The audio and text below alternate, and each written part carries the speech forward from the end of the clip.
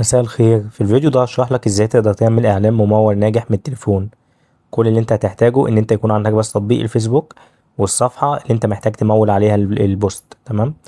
فاحنا اول حاجة نعملها ان احنا نفتح الصفحة بتاعتنا. تمام. وهننزل البوست، والبوست بتاعنا هيكون بالشكل ده. انت هتكون منزل فيه مثلا المنشور او البوست اللي انت او الصورة او الفيديو او اي حاجة. كل اللي عليك انت تعمله ان انت تضغط على كلمة ترويج المنشور هنا. فانت اول ما تضغط على كلمة ترويج المنشور هيظهر لك كذا حاجه. تمام. اول حاجه عندك هنا التصميم الادفانتج. اول حاجه بتلاقي قدامك اللي هو التصميم الادفانتج. يعني ايه التصميم الادفانتج؟ يعني هو بيعرض البوست بتاعك بكذا شكل. يعني انت مثلا حاطط الصوره، انت عشان احنا بس كاتبين كلمه فاحنا مش هيظهر قدامنا او مش هيوضح قدامنا الموضوع ده. ولكن انت لو حاطط صوره او فيديو فهو هيقصقصها او يحط عليها فلاتر او كلام من ده، بحيث ايه ان هي يعرضها على كذا ناس ويشوف انهي اللي هتجيب تفاعل اكتر ويعتمدها على طول ويشغل عليها بقى، يصرف عليها باقي الميزانيه. فانا عن نفسي ما بحبش ده، بحب اقفلها. تمام. هنا بيقول لك هل الاعلان بتاعك عباره عن حاجه ليها علاقه بالخدمات الماليه او التوظيف او الاسكان او الكلام ده كله. فاحنا في الاغلب مش هنشغل ان احنا الموضوع الاعلان بتاعنا ما بيتكلمش على اي حاجه من دول. هنا بيقول لك الجمهور باستخدام ادفانتج. تمام. انت هنا لو عايز تعدل الجمهور، اول حاجه احنا هنا بنحدد العمر بتاعنا. احنا عايزين العمر من كام لكام. مثلا احنا عايزين من 18 او من 29 مثلا 57، على حسب بقى المنتج اللي انت بتبيعه. وهنا بيكون ظاهر لك حجم الاودينس او حجم الجمهور بتاعك اللي في السن ده او على حسب البيانات اللي انت ضفتها. تمام. هنا انت بتظبط السن بتاعك او العمر بتاع الجمهور بتاعك. وتحت هنا في المواقع انت بتضيف الموقع. انت عايز الموقع يكون في مصر كلها ولا عايز محافظة واحدة معينة بس بتشتغل فيها. فانت لو عايز مصر كلها بتسيبها زي ما هي متحددة. لو انت عايز محافظة معينة فانت بتكتب في البحث هنا اسم المحافظة وبتضيفها. تمام. هنا بيقول لك الجنس، انت عايز هنا ده ذكر ولا انثى ولا كل، يعني المنتج بتاعك مناسب للاتنين. فانت لو محتاج ذكر هتعدد على ذكر، لو انثى نفس الكلام، لو كل هتسيبها زي ما هي كل. والاهتمامات هنا انت هتضيف المنتج بتاعك ده عبارة عن ايه. مثلا انت بتبيع ملابس فانت هتكتب هنا ملابس. تمام.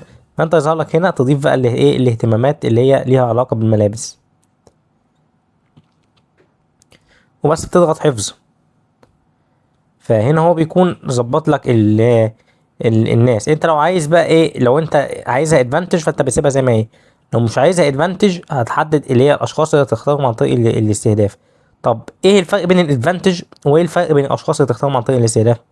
الادفانتج هو الفيس بياخد المعلومات اللي انت ضايفها له دي في عين الاعتبار. بس هو برضه بيروح يعني مثلا انت قايل له انا عايز العمر مثلا عايز العمر من 18 ل 65، او انت مثلا حددت له قلت له انا عايز مثلا ايه العمر من 29 ل 53.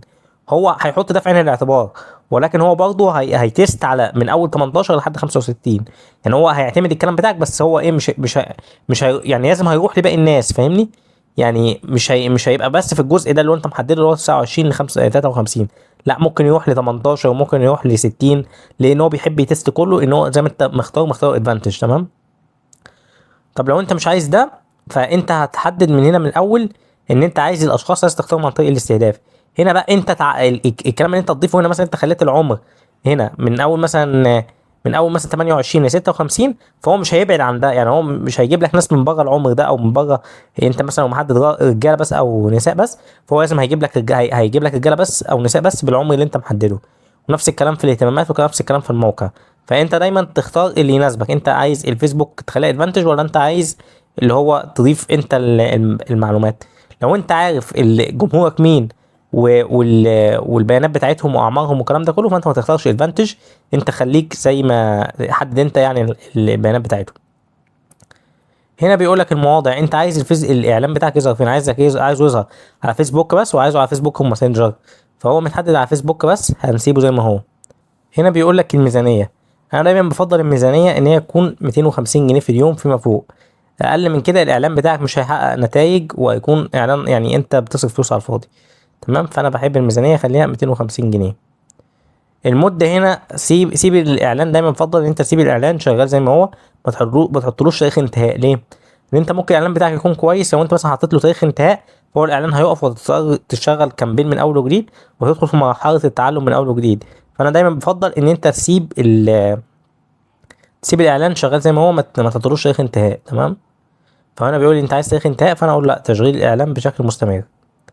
هنا ناقص اخر حاجه، بيقول لي اضافه طرق دفع. فهنا انت هتدوس عليها، فهتدوس التالي بعد ما تحدد العمله والبلد والكلام ده كله. فوري. فانت ده حدد فوري، او لو انت معاك كريدت كارد حدد الكريدت كارد بتاعتك. تمام. بس بعد ما انت تحدد فوري هيجي لك، هتدوس عليه هيجي لك كود،